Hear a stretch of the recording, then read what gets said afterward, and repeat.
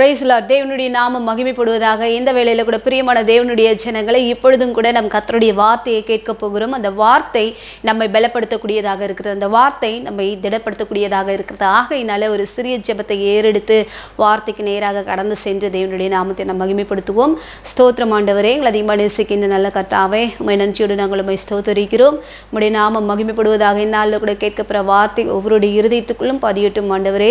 அப்போ இருதயத்தை ஆண்டவரை வார்த்தைக்கு நேராக ஆயத்தமாகி காத்து கொண்டிருக்க அந்த வார்த்தைகளை பிடித்துக்கொள்ள தகப்பனின் கிருபை செய்யும் ஆசீர்வதியும் பொறுப்படுத்திக் கொள்ளும். இயேசு கிறிஸ்து நாமத்தில் ஜெபிக்கிறோம் எங்கள் ஜீவனுள்ள நல்ல பிதாவே, ஆமென்.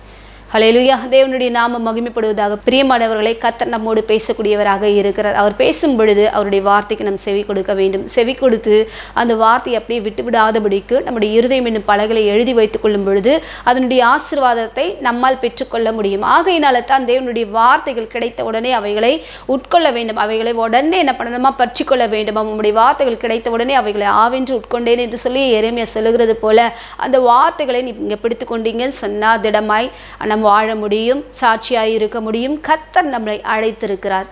எதற்காக அழைத்திருக்கிறார்? அவருக்காக வாழ்வதற்காக, நம் உண்மையுள்ளவர்களாக இருக்கும்படியாக கர்த்தர் நம்மளை அழைத்திருக்கிறார்.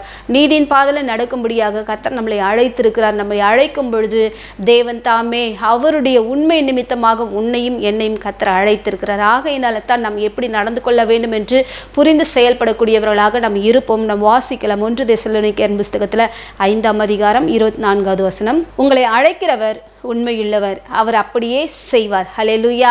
உங்களை அழைக்கிறவர் உண்மையுள்ளவர், அவர் அப்படியே செய்வார். நம்மை அழைக்கக்கூடிய தேவன் எப்பேற்பட்டவர் என்று சொன்னால் அவர் உண்மையுள்ளவர். அவர் அப்படியே செய்வார். எப்படி செய்வார்? அவர் உண்மையுள்ளவராய் இருப்பது போல நம்மையும் உண்மையுள்ளவர்களாக நடக்கும்படியாக செய்வார். அவர் அழைக்கும் பொழுது கர்த்தர் நம்மிடத்தில் ஒரு உண்மையை பார்த்திருக்கிறார். அவர் உண்மையுள்ள தேவனாக இருக்கிறபடியினாலே இந்த பூமியில யாரெல்லாம் உண்மையாக வாழ்ந்து கொண்டிருக்கிறார்களோ, தேவனுக்கு பிரியமான காரியங்களை செய்து கொண்டிருக்கிறார்கள், அவர்களை தேவன் அழைக்கக்கூடியவராக இருக்கிறார். அவர்களை அழைக்கும் பொழுதே அந்த மனிதரிடத்துல தேவன் ஒரு உண்மையை பார்க்கக்கூடியவராக இருக்கிறார். அந்த மனுஷங்கிட்ட ஒரு நீதியை தேவன் பார்க்கக்கூடியவராக இருக்கிறார். இந்த தேவன் ஒவ்வொரு மனிதனிடத்திலும் காணப்படுகிற உண்மையை உற்று நோக்கி பார்க்கக்கூடியவராக இருக்கிறார். இந்த பூமியில எத்தனையோ பேர் வாழ்ந்து கொண்டிருக்கலாம், ஆனாலும் அவர்களிடத்துல யார் இடத்துல உண்மை காணப்படுகிறதோ அந்த ஜனங்களை கர்த்தர் தமக்கென்று பிரித்தெடுக்கக்கூடியவராக இருக்கிறார். அவர்களை கர்த்தர் அழைக்கக்கூடியவர்களாக தேவன் இருக்கிறார். இந்த வேளையில கூட நம் வேதத்தின் பகுதியிலிருந்து நம்ம எடுத்து நம்ம வாசிப்போம். என்னாகமத்தின் புஸ்தகத்தில் 12ஆம் அதிகாரம் 7வது வசனம். என் தாசனாகிய மோசேயோ அப்படிப்பட்டவன் அல்ல, என் வீட்டில் எங்கும் உண்மையுள்ளவன். ஹல்லேலூயா. தேவன் சொல்லுகிறாரு, மோசே என் வீட்டில் எங்கும் உண்மையுள்ளவன். அவன் அப்படிப்பட்டவன் கிடையாது. எப்படிப்பட்டவன்? உண்மை இல்லாதவன் கிடையாது. அவன் உண்மையுள்ள ஒரு மனுஷன் என்பதை தேவன் அறிந்து கொண்டு இந்த மோசேயை கர்த்தர் அழைத்தார். ஹல்லேலூயா. பிரியமானவர்களே, அந்த எகிப்து தேசத்துல மோசே எவ்வளோ பாடுகள் பட்டார், எவ்வளோ பிரச்சனைகள், எவ்வளவோ அவரை சூழ்ந்து கொண்டு சுகபோகமாக வாழ்ந்தார். இருந்தாலும் அவருடைய பிரச்சனைகள் மத்தியில கர்த்தரை உண்மையாக தேடக்கூடியவராக இருந்தார். சுகபோகமாக வாழ வேண்டும் என்ற எண்ணம் அவருக்கு இருக்கல. நான் என் ஜனங்களோட துன்பத்தை அனுபவித்து நான் என்ன பண்ணுவேன், பாடுகளை அனுபவித்து தேவனுக்கு பிரியமாய் வாழ்வதுதான் எனக்கு பிரியம் என்று சொல்லி அவன் என்ன பண்ணான்னு சொன்னா அந்த பாவ காரியங்களை வெறுக்கக்கூடிய ஒரு மனுஷனாக இந்த மோசே இருந்தான். அவனிடத்துல ஒரு உண்மை இருந்துச்சுங்க. என் தேவன் நீதி உள்ளவர், அவர் பரிசுத்தம் உள்ளவர், நானும் அப்படியாக நடக்க வேண்டும் என்று சொல்லி அவன் வாழ்ந்து கொண்டிருந்த அந்த எகிப்து தேசத்துல எப்படியாக வாழ்ந்திருக்கலாம், அவனுக்கு பிரியமான காரியங்களை செய்திருக்கலாம், ஆடம்பரமா வாழ்ந்திருக்கலாம். ஆனாலும் தேவனுக்கு உகந்த ஒரு மனுஷன், தேவனால் அழைக்கப்பட்ட ஒரு மனுஷன், தேவனால் பிரித்தெடுக்கப்பட்ட ஒரு மனுஷன் என்பதை அறிந்து கொண்டு அவன் அந்த இடத்துல என்ன பண்ணல அப்படின்னு சொன்னா தனக்கு பிரியமாய் அவன் வாழவே இல்லை, உண்மையாய் நடந்து கொண்டான். அதனாலதான் தேவன் சொல்கிறார், என் மோசே என் வீட்டில் எங்கும் உண்மையுள்ளவன் என்று சொல்லி அவன் எல்லா இடத்துலையும் உண்மையாய் நடந்து கொள்ளக்கூடிய ஒரு மனுஷனாக இருந்தான். கர்த்தர் மோசேயை அழைத்தார். முச்செடியின் நடுவிலே தேவன் அவனுக்கு தரிசனமாகி அவனை அழைக்கும் பொழுது மோசேயின் இடத்துல தேவன் ஒரு உண்மையை பார்த்தார். ஏன் சொன்னா இஸ்ரவேல் ஜனங்கள் அடிமைத்தனத்துல இருக்கிறாங்க. அந்த ஜனங்களை விடுவிப்பதற்கு ஒரு மனுஷன் தேவை, ஒரு தலைவன் தேவை. அந்த ஜனங்களை நீதியின் பாதையில் நடத்தும்படியாகும், அந்த ஜனங்களை விசாரிக்கும்படியாகும், அந்த ஜனங்களுடைய தேவைகளை சந்திக்கும்படியாகும் தேவ சமூகத்துல நின்று அவர்களை நல்வழிப்படுத்தக்கூடிய ஒரு மனுஷனை கர்த்தர் தேடினார். அந்த மனுஷன் தான் மோசே. அவனிடத்துல ஒரு உண்மை காணப்பட்டது. ஆகையினால தான் தேவன் சொல்லுகிறார், மோசே என் வீட்டில் எங்கும் உண்மையுள்ளவனாக இருந்தான் என்று சொல்லி. பிரியமானவர்களே, நாம் சபைக்கு போறோம், வரோம், அந்த இடத்துல உண்மையாய் நடந்து கொண்டிருக்கிறோமா? தேவனுக்கு உண்மையாக நடக்கிறோமா? தேவ சபையில் போகும்பொழுது உண்மையாக நடந்து கொண்டிருக்கிறோமா? நாம் வாழுகிற நம்முடைய குடும்பங்களில் நம்ம உண்மையாக நடந்து கொண்டிருக்கிறோமா என்பதை அறிந்து செயல்பட வேண்டும். இந்த மோசே குறித்து தேவன் சாட்சி சொல்லக்கூடியவராக இருக்கிறார். இந்த மோசே உண்மையுள்ள மனுஷன் என்று சொல்லி, உண்மையுள்ள மனுஷன் தான் தேவனிடத்தில் இந்த ஆசீர்வாதங்களை பெற்றுக்கொள்ள முடியும். கொஞ்சம் ஆசீர்வாதம் கிடையாது, பரிபூர்ண ஆசீர்வாதங்களை தேவன் கொடுக்க அவர் வல்லமையுள்ளவராக இருக்கிறார். ஆகையினால உங்களுக்கு தேவன் கொடுக்கக்கூடிய காரியங்களை உண்மையாய் நடந்து பாருங்கள். கர்த்தர் உங்களை ஆசீர்வதிப்பது நிச்சயம். ஒவ்வொரு காரியத்திலும் உண்மை இருக்க வேண்டும். ஒவ்வொரு காரியத்திலும் நீங்க நடக்கக்கூடிய நடக்க இல்லை, உங்களுடைய பேச்சில், உங்களுடைய செயல்ல எல்லாவற்றுமே ஒரு உண்மை காணப்பட வேண்டும். ஏன் என்று சொன்னால் தேவன் உண்மையுள்ளவர். உங்களை அழைக்கும் பொழுதே உங்களிடத்துல ஒரு உண்மையை கர்த்தர் பார்த்திருக்கிறார். மோசேயை தேவன் அழைத்தார், அவனிடத்துல ஒரு உண்மையை கர்த்தர் பார்த்தார். தேவன் பார்த்த அந்த உண்மையின்படியே அவன் நீதியாய் நடந்தான். தன்னுடைய இஸ்ரவேல் ஜனங்களை நீதின் பாதையில் நடத்தினான். கர்த்தருக்கு உகந்த வழியில் அவன் நடத்தினான். அவன் உண்மையுள்ளவனாக காணப்பட்டான். எந்த இடத்துல யாருக்கிட்டையும் போயிட்டு பரிதானம் வாங்கவே இல்லை, யாரை பற்றி குறை சொல்லவே இல்லை. கர்த்தர் தனக்கு கொடுத்த காரியத்தை நீதியும் நியாயமாய் செய்து முடித்தான். ஆகையினால தான் கர்த்தர் மோசேயை அடக்கம் பண்ணும்படியாக என்ன பண்ணாருன்னு சொன்னா தேவன் ஒரு தூதனை அனுப்பி வைத்தாருங்க. உண்மையுள்ள மனுஷனுக்கு கர்த்தர் தம்முடைய தூதர்களை அனுப்புவார்.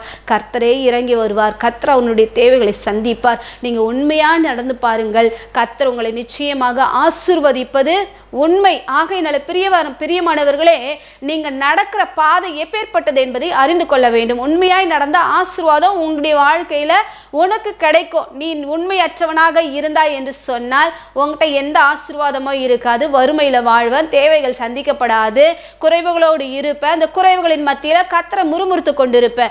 உண்மையற்றவனாய் நீ நடக்கும் பொழுது உன்னுடைய வாழ்க்கையில எந்தவித காரியங்களும் நடக்காது. அதுவே நீ உண்மையாக வாழ்ந்தாய் என்று சொன்னால் உனக்கு வேண்டியது என்னமோ தேவன் அதை உனக்கு கொடுத்து உன்னை ஆசீர்வதிக்கக்கூடியவராக இருக்கிறார். ஆகையினால உன்னுடைய வழியும், உன்னுடைய நடக்கையும், உன்னுடைய பேச்சும், உன்னுடைய சிந்தையும் எப்பேற்பட்டது என்பதை அறிந்து கொண்டு செயல்படும் பொழுதுதான் உன்னுடைய செயல்கள் குறைவற்றவர்களாய் இருந்தால் அவை மாற்றிக்கொள்ள பிரயாசப்பட வேண்டும். இந்த நாளில் கூட பிரியமானவர்களை எப்பொழுதும் போய் பேசிக்கொண்டு திரிகிறவர்கள் நிறைய பேர் இருக்கிறாங்க. எதுக்கு எடுத்தாலும் போய் பேசுவாங்க. எதுக்கு எடுத்தாலும் நான் அந்த காரியத்தை செய்யலை, இதை பண்ணலை, அதை பண்ணலைன்னு சொல்லிட்டு என்ன பண்ணுவாங்கன்னா பொய்களை பேசிக்கொண்டு திரிந்து கொண்டு இருப்பாங்க. அப்படி இல்லாதபடிக்கு நீ உண்மையாய் நடக்கும் பொழுது, உண்மையுள்ள வார்த்தைகள் உன் வாயிலிருந்து புறப்படும் பொழுது ஒரு ஆசீர்வாதம் உனக்கு உண்டாகும். இந்த மோசே உண்மையாக நடந்தது நிமித்தமாகத்தான் எகிப்து தேசத்துல இருந்த அந்த மோசேயை தேவன் அழைத்து தம்முடைய ஜனங்களை நடத்தும்படியாக ஒரு நல்ல தலைவனாக, ஒரு ஆசீர்வதிக்கப்பட்ட ஒரு மனுஷனாக இந்த மோசேயை கர்த்தர் தெரிந்து கொண்டு தம்முடைய வார்த்தைகளை மோசேயின் இடத்தில் கொடுத்தார். ஏனென்று சொன்னால் இந்த வார்த்தைகளை எடுத்துக்கொண்டு போயிட்டு என்னுடைய ஜனங்களோடு பேசு என்று சொல்லி தேவன் மோசேயோடு பேசி கொண்டிருந்தார். மோசேயின் மூலமாக கர்த்தர் ஜனங்களோடு பேசினார். உண்மையுள்ள மனுஷனிடத்துல தேவன் பேசக்கூடியவராக இருக்கிறார். நீங்க உண்மையாய் நடந்தீர்கள் என்று சொன்னால் உங்களுடைய வாழ்க்கையை மாற்றிக்கொள்வதற்காக கர்த்தர் உங்களோடு பேசுவார். உங்களுடைய செயல்களை மாற்றும்படியாக தேவன் உங்களோடு பேசுவார். உங்களை அழைத்த ஒரு உண்மையுள்ளவர். நீ பாவத்தில் கிடக்கும் பொழுது, பாவசேற்றில் இருக்கும் பொழுது, நீதியாய் நீ நடக்காத போது தேவன் உன்னை அழைத்தார். அழைத்து உனக்கு ஒரு ரட்சிப்பை கொடுத்து உன்னை நீதிமானாய் மாற்றி, உண்மையுள்ளவனாய் மாற்றி உன்னை தேவன் தெரிந்து கொண்டார் என்று சொன்னால் அவருக்கு எப்படி நீ நடந்து கொள்ள வேண்டும், அவருக்கு முன்பாக எப்படி உண்மையாய் இருக்க வேண்டும், உத்தமமாய் நடக்க வேண்டும் என்பதை அறிந்து செயல்பட்டீர்கள் என்று சொன்னால் கர்த்தர் உங்களோடு இருந்து பெரிய காரியம் செய்வது நிச்சயம். நம் வாசிப்போம் லூக்காவின் புஸ்தகத்துல 16ஆம் அதிகாரம் 10வது வசனம். கொஞ்சத்திலே உண்மையுள்ளவன் அநேகத்திலும் உண்மையுள்ளவனாய் இருக்கிறான், கொஞ்சத்திலே அநீதியுள்ளவன் அநேகத்திலும் அநீதியுள்ளவனாய் இருக்கிறான். ஹல்லேலூயா. கொஞ்சத்தில் உண்மையாய் நடந்தால் அநேகத்தின் மேலும் உண்மையுள்ளவர்களாக நடக்க முடியும். கொஞ்சமாக நீங்கள் உண்மையாக நடந்து பாருங்களேன். அந்த கொஞ்சத்தில் உண்மையாய் நடக்கிறவனைத்தான் தேவன் ஆசீர்வதித்து உயர்த்தக்கூடியவராக இருக்கிறார். உங்ககிட்ட ஒரு பொறுப்பு கொடுக்கப்படுதா, அந்த பொறுப்பில் நீங்கள் உண்மையாய் நடந்து பாருங்களேன். உங்ககிட்ட ஒரு வேலை சொல்கிறாங்களா, அந்த வேலையில் நீங்கள் உண்மையாய் நடந்து பாருங்களேன். சொன்ன காரியத்தை சொன்னபடியே நேர்த்தியும் கிரமமாய் செய்து முடித்தீர்கள் என்று சொன்னால் உங்களுக்கு அந்த வேலையை கொடுத்து உங்கள் எஜமான் உங்களை பார்த்து என்ன பண்ணுவாங்கன்னா சந்தோஷப்பட்டு உங்களுக்கு ஒரு மேன்மையை கொடுத்து, உங்களை கனத்தை கொடுத்து அவங்க என்ன பண்ணுவாங்கன்னா ஆசீர்வதிப்பாங்க. அதை போல தான் கொஞ்சத்தில் நீ உண்மையாக இருந்தாய் என்று சொன்னால் உன்னை தேவன் என்ன பண்ணுவாரா, அநேகத்திலும் உண்மையுள்ளவனாக இருக்கும்படியாக செய்வாரா. அந்த கொஞ்சத்தில் நீ உண்மையாக இருந்தா என்று சொன்னால் உங்கள்கிட்ட ஒரு பெரிய காரியத்தை கொடுத்த அந்த காரியத்தில் நீதியாய் நடப்ப. நிறைய பேருக்கு ஒரு சின்ன காரியத்தில் ஒரு பொறுப்பு கொடுத்தாங்கன்னா அதில் நீதியாக நடப்பாங்க, உண்மையாக இருப்பாங்க, தேவனுக்கு பயந்துருப்பாங்க, சொன்ன அந்த மனுஷர்களுக்கு பயந்து நடப்பாங்க. அதுவே ஒரு பெரிய காரியம் கொடுத்தாங்க செய்வாங்கன்னு சொன்னா ஒரு சில காரியங்களை தவறக்கூடிய ஒரு மனுஷர்கள் இருக்கிறாங்க. ஆகையினால பிரியமானவர்களே, நான் அப்படி நடக்காதபடிக்கு ஏன் வேலையில நான் ஜாக்கிரதையாய் இருக்க ஆண்டவரே நீர் எனக்கு உதவி செய்யுங்கன்னு சொல்லிட்டு நீங்க கேட்கும் பொழுது கர்த்தர் உங்களுக்கு உதவி செய்வாரா? தன் வேலையில ஜாக்கிரதையாய் இருக்கிற மனுஷனை கண்டாய் என்று சொன்னால் அவன் நீசருக்கு முன்பாக நில்லாமல் ராஜாக்களுக்கு முன்பாக நிற்கும்படியாக கர்த்தர் உதவி செய்யக்கூடியவராக இருக்கிற. கொஞ்சத்துல உண்மையாய் இருந்த இந்த யோசேப்பை தேவன் என்ன பண்ணாருன்னா அநேகத்தின் மேல அதிகாரியாக வைத்தார். போத்திபார் என்ற ஒரு அந்த அதிகாரிக்கு இந்த யோசேப்பு விற்கப்பட்டான். விற்கப்படும் பொழுது அந்த இடத்துல அவன் உண்மையாகவும் நீதியாகவும் பரிசுத்தமாகவும் வாழ்ந்தான். வாழ்ந்தது நிமித்தமாக அந்த மனுஷன் தன் வீட்டு காரியங்கள் எல்லாவற்றையுமே யோசேப்பின் இடத்துல ஒப்பு கொடுத்தானுங்க. அவனை என்ன பண்ண உண்மையுள்ள மனுஷனாக அந்த போத்திபார் பார்த்தான். நம்ம வாசிப்போம் ஆதியாகமத்தின் புஸ்தகத்துல 39ஆம் அதிகாரம் 6வது வசனம். ஆகையால் அவன் தனக்கு உண்டானது எல்லாம் யோசேப்பின் கையிலே ஒப்பு கொடுத்து விட்டு தான் புசிக்கிற போஜனம் தவிர தன்னிடத்தில் இருந்த மற்றொன்றை குறித்தும் விசாரியாதிருந்தான். யோசேப்பு அழகான ரூபமும் சௌந்தரிய முகமும் உள்ளவனாயிருந்தான். தம் வீட்டு காரியங்கள் எல்லாவற்றையுமே யோசேப்பின் இடத்துல ஒப்பு கொடுத்தான். எதை குறித்து அவனுக்கு ஒரு கவலையே இல்லை. ஏன்னு சொன்னா இந்த உண்மையுள்ள மனுஷன் என்னுடைய வீட்டு காரியங்கள் சகல எல்லா காரியங்களையும் பார்த்து கொள்வான் என்று சொல்லி இந்த யோசேப்பை ஒரு அதிகாரியாக நியமித்தான். அந்த யோசேப்பு தன்னுடைய எஜமான் கொடுத்த அந்த வேலையை நேற்றின் கிரமமாக செய்து முடித்தானுங்க. நீங்க வேலை செய்கிற இடங்கள்ல கூட உங்களுக்கு கொடுக்கக்கூடிய வேலைகளை நேர்த்தியா செய்யுங்க. ஒரு சில பேர் என்ன பண்ணுவாங்கன்னா அந்த வேலை சொன்னாங்கன்னு சொன்னா ஒரு சில கடைங்களுக்கு போயிட்டு வர சொன்னாங்கன்னா கடைக்கு போயிட்டு வந்துட்டு மீதி பணத்தை என்ன பண்ண மாட்டாங்கன்னா வேலை சொன்னவங்களுக்கு திருப்பி கொடுக்க மாட்டாங்க, தாங்களே வைத்துக் கொள்வாங்க. அப்படி இராதபடிக்கு நீ நீதியாய் நடந்தா உண்மையாய் நடந்தா தான் பரிபூர்ண ஆசீர்வாதத்தை பெற்றுக்கொள்ள முடியும். ஒரு காரியம் உங்ககிட்ட கொடுக்கப்படுதா அதுல உண்மையாய் நடந்து பாருங்க. அந்த யோசேப்பு என்ன பண்ணாருன்னா உண்மையாய் நடந்தார், நீதியாய் நடந்தார். அப்படி நடந்தது நிமித்தமாக அந்த எகிப்து தேசம் முழுவதுக்குமே அவன் என்ன பண்ணான்னு சொன்னா அதிகாரியாக மாறினான். அவனுக்கு தேவன் உதவி செய்தார். இந்த நாள்ல கூட நீங்க உண்மையாய் நடக்கும் பொழுது என்னை அழைத்த தேவன் உண்மையுள்ளவர், அவர் அப்படியே செய்வார் என்று சொன்னால் எப்படி செய்வார்? உண்மையாக நடக்கும்படியாக செய்வார். ஆகையினால உண்மையாக நீங்க நடக்கும் பொழுதுதான் அநேகத்தின் மேல ஒரு அதிகாரியாக மாற முடியும். இந்த யோசேப்பு தன்னுடைய வீட்டு காரியங்கள்ல உண்மையாக இருந்தது நிமித்தமாகத்தான் அந்த தேசத்தையே முழுமையாக ஆளும்படியான ஒரு அதிகாரத்தை அந்த போத்திபார் அவனுக்கு கொடுத்தான். இந்த வேளையில கூட பிரியமானவர்களே, இவனுடைய நீதியையும் நியாயத்தையும் பார்த்த ஒரு மனுஷன் இவனுக்கு உயர்வையும் கனத்தையும் கொடுப்பது நிச்சயம் என்று சொன்னால் உன்னையும் என்னையும் விசாரிக்கிற ஒரு தேவன், உன்னையும் என்னையும் தினந்தோறும் பார்க்கிற ஒரு தேவன் உங்களுடைய வாழ்க்கையில நன்மைகள் செய்வது நிச்சயம். அவருடைய பார்வையில நீங்க உண்மையுள்ளவர்களாக காணப்படுங்க. நீங்க செய்யற செயல்கள் நீதி உள்ளவர்களாக இருக்கட்டும், உன்னுடைய பேச்சு நீதி உள்ளதாக இருக்கட்டும். இப்போ ஒரு பேச்சு அடுத்தது ஒரு பேச்சு மறு பேச்சு பேசாதபடிக்கு மாறுத்திரங்கள் மாறி மாறி மாறி பேசாதபடிக்கு ஒரே வார்த்தையை நீதியாய் பேச கற்றுக்கொள்ளுங்கள். அப்படி இருக்கும் பொழுதுதான் தேவன் உங்களோடு இருந்த பெரிய காரியத்தை செய்வார். யோசேப்பினுடைய வாழ்க்கையில பிரச்சனை வந்துருச்சு. அந்த பிரச்சனை மத்தியிலும் கர்த்தர் அவனோடு கூட இருந்து அந்த உண்மையுள்ள மனுஷனுக்கு கர்த்தர் உதவி செய்தார். 2 தெசலோனிக்கேயர் புஸ்தகத்துல 3ஆம் அதிகாரம் 3வது வசனம் சொல்லுகிறது, கர்த்தரோ உண்மையுள்ளவர், அவர் உங்களை ஸ்திரப்படுத்தி தீமை நின்று விலக்கி காத்துக்கொள்வார். ஹல்லேலூயா. உண்மையுள்ள இந்த தேவன் யோசேப்பினுடைய வாழ்க்கையில பிரச்சனை ஏற்பட்டது நிமித்தமாக அவனை சகல தீமைகளுக்கும் விலக்கி காத்து கொண்டார். அதை எஜமாட்டி பாவம் செய்யாத இந்த மனுஷன் மீது குற்றம் சுமத்தினாலும் தேவன் நீதி உள்ளவராக இருந்தார். அந்த மனுஷன் நீதி உள்ளவனாக வாழ்ந்தான், உண்மையுள்ளவனாக வாழ்ந்தான். அவனுடைய சகல தீமைகளுக்கும் கர்த்தர் விலக்கி காத்து கொண்டார். ஹல்லேலூயா.